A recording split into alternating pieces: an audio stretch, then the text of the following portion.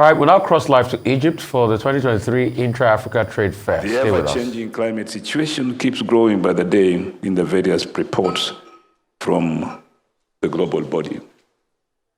As the world confronts the crisis impeding special development goals implementation, the challenges confronting local, regional, subnational governments, which largely contribute to the stagnation of special development goals, has not been adequately addressed. And that is why the contribution of the African Bank and our efforts at making sure the economic capability of local level development is enhanced through trade is so important. These challenges local governments have to confront on a daily basis include issues such as land tenure, promotion of affordable housing, creating public green spaces, and revitalizing of the water towers, which are increasingly under threat, enhancing mobility, provision of services that are accessible to all, implementing measures that respond to climate change challenges, and most importantly, creating wealth and employability of the citizens. This cannot be done, ladies and gentlemen, without the efforts such as we are making to enhance free trade among ourselves, to earn the resource we need for wealth creation and employing our people. The answer lies in the theme of this third AFSNet conference, accelerating African Conference on Free Trade Area implementation, unlocking trade and investment opportunities for African sub-Saharan governments.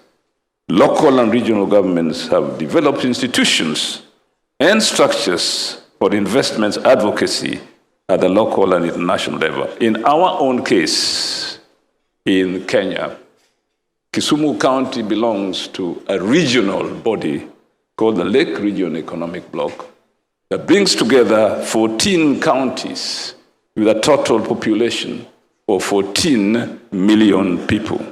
This means, therefore, that UCLG Africa, example, has created a special Pan-African vehicle dedicated to financing African cities and subnational governments, known as African Territorial Trade and Investment Agency, which we and Lake Region Economic Bloc welcome with open arms, because it will give us the opportunity to access resources for investments so that we, a population of 14 million people, will more effectively serve the people that we govern.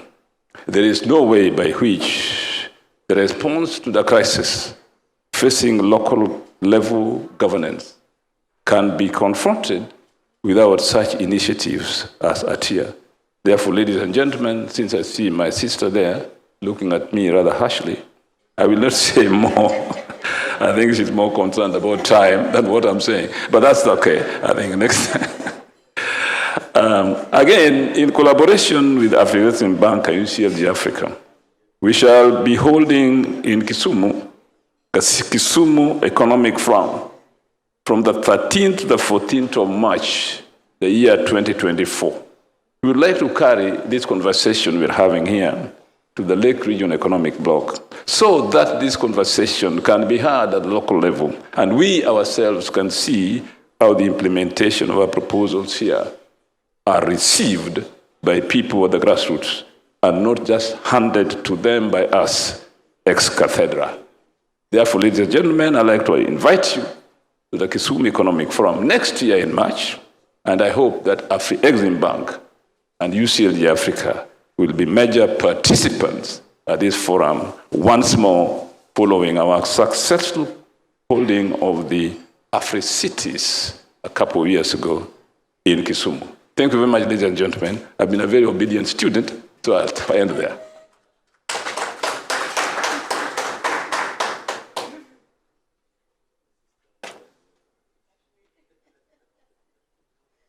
Your Excellency, thank you very much for sticking to the time, by the frame, as we say in TV. His Excellency Professor Peter Enyongo, Governor of Kisumu County in Kenya. Now, I'd like to invite Professor Ogechi Adiola from the Lagos Business School, Pan Atlantic University, Nigeria, to reflect on the journey of AFSNet and envision its future. And we have 10 minutes max for that.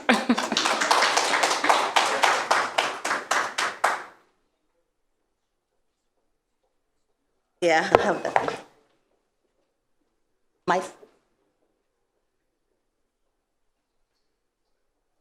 Okay. Good morning, Excellencies. Good morning, delegates. Distinguished ladies and gentlemen, may I stand on the protocol already established? My name is Ogechi Adiola. I'm a professor of marketing at the Lagos Business School, Pan Atlantic University, and also a consultant on this project. I bring you greetings from the Lagos Business School. My presentation is entitled African Sub-Sovereign Governments Network, The Journey So Far, Reflection on the Past, Highlighting the Present, and Envisioning the Future. An African proverb says, if you want to go fast, go alone. If you want to go... Okay, thank you. Yes, thank you very much. An African proverb says, if you want to go fast, go alone. But if you want to go far, go together. This proverb reflects the importance of cooperation and partnership. And it also aligns with the AFCFT's aim for a single market and sustainable growth across the continent. AFSNet is positioned to play a very important role in achieving the goals of AFCFTA.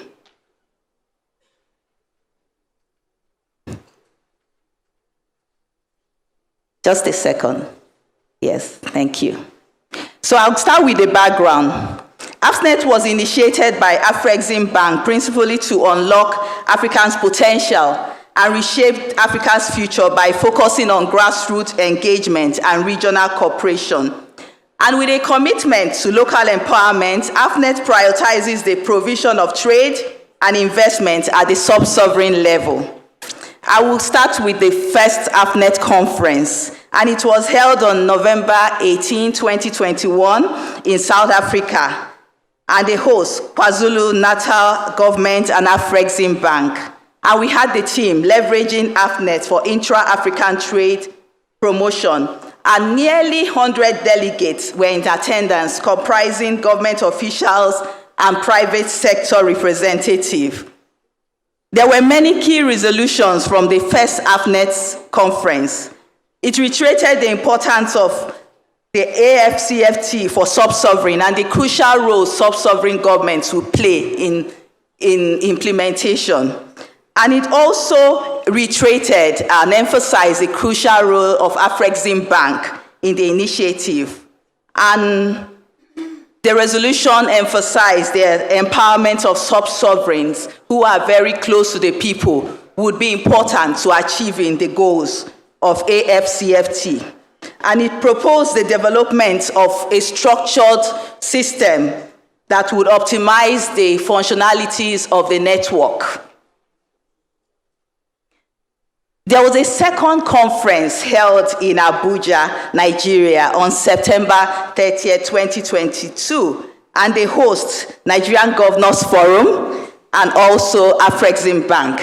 And the theme was AFSNet, Sub-Sovereign Government Networks Championing Africans' Development. And we had in attendance 200 delegates, including 40 governors from 10 African countries. And importantly, we had His Excellency Muhammadu Buhari, former president of Nigeria, and he said something important. He said, as leaders, we must be concerned that we are not trading enough amongst ourselves. It's a bitter reality that intra-regional trade still accounts for a very tiny fraction of the total trade in Africa. And this sentiment was also reiterated in the speeches of various delegates, and it brought to the forefront the importance, the very key role sub-sovereigns will play in the overall trade landscape of the continent. Again, there were key resolutions, but I'll just summarize them. AFNet to function as a platform dedicated for dialogue, cooperation, collaboration among sub-sovereigns regarding, particularly focused on trade and investment, industrialization and development of our continent. And again, the AFNet network would enhance the role of sub-sovereigns in participation in the AFCFT for economic integration and to achieve the AU's Agenda 2063 objective. And the point was also, how do you institutionalize the network? And it was agreed that AFREXIM and United Cities and Local Government Africa should institutionalize AFNet objectives through the Forum of Regions of Africa, that's the FORAF. So the outcome, after that, there was a memorandum of agreement, understanding, MOU, signed between UCLGA Africa and AFREXIM Bank. And this marked a significant step in implementation. It emphasized the importance of a unified approach towards achieving these key goals.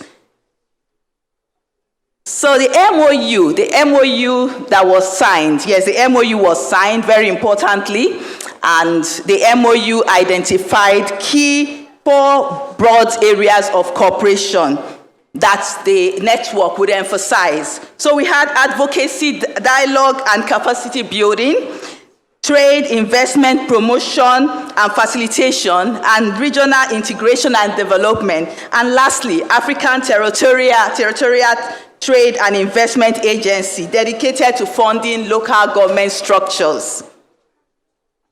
Then an implementation team was set up, and the implementation team had key mandates. And the first and most important was AFCFT's advocacy. How do you champion dialogue for seamless enactment of the protocols and awareness creation, which would highlight trade and investment opportunities in Africa? Then empowering the sub-sovereign, and importantly, engaging the diaspora. The implementation team had its focus, but first of all, there are many sub-sovereigns, how do we identify a key case study that will start the implementation? And it started with Kisumu County case study, and I'm happy the governor is here. And Kisumu is a beautiful strategic port city on Lake Victoria, Kenya.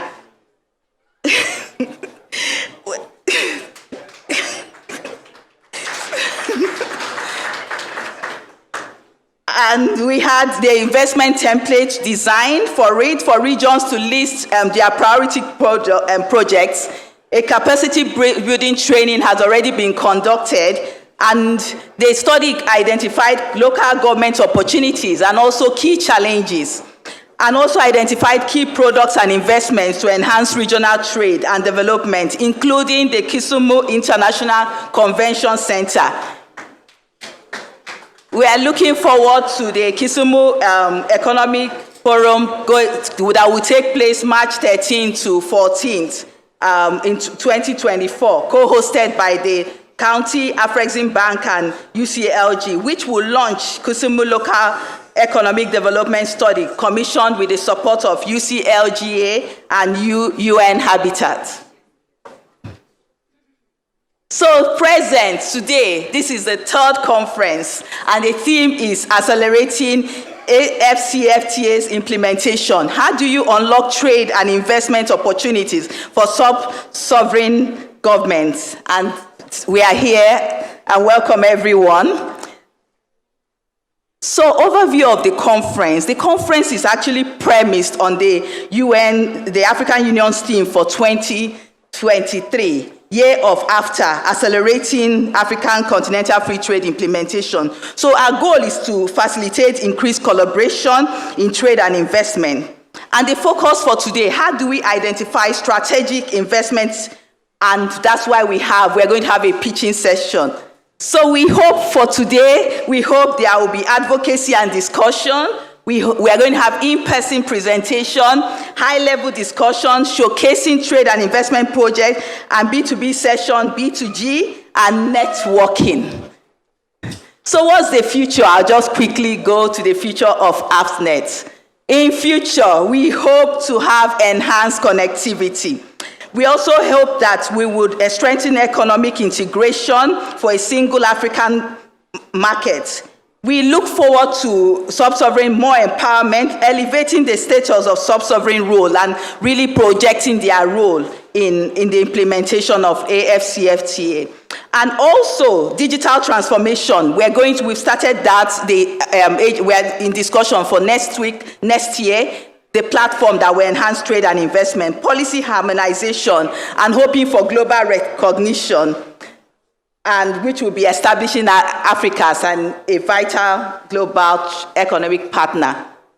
And so beyond 2024, we hope to have so many many African sub-sovereigns join. As I mentioned, digital transformation, a lot of capacity building, and we have to start thinking ESG, sustainability, and championing environmentally friendly trade and investment projects. And again, youth engagement, we have to start from the youth, maybe looking at promoting trade and investment education in schools and universities across Africa, recognizing the importance of the diaspora, and how do we set up innovation hubs across sub-sovereigns in Africa. And I'll end by this quote from the President, Professor Benedict Orama, President and Chairman of the Board of Directors of Afrexim Bank, and it was during the Abuja conference. He said, through active engagement, AFNet can serve as a springboard for the development of economic growth centers that can attract investment. Thank you for your listening. Thank you. Thank you.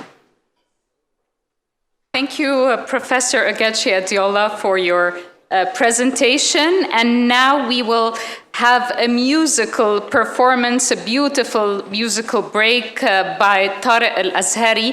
He's a renowned oud player from Cairo, Egypt. He's worked extensively with the famed Iraqi oud player Nasir Shamma. Tarek's work seeks to preserve the musical heritage of the Middle East while exploring its place within a contemporary context. He's the co-founder of the instrumental band Dukkan, which plays an inventive blend of traditional Arabic music with contemporary sounds.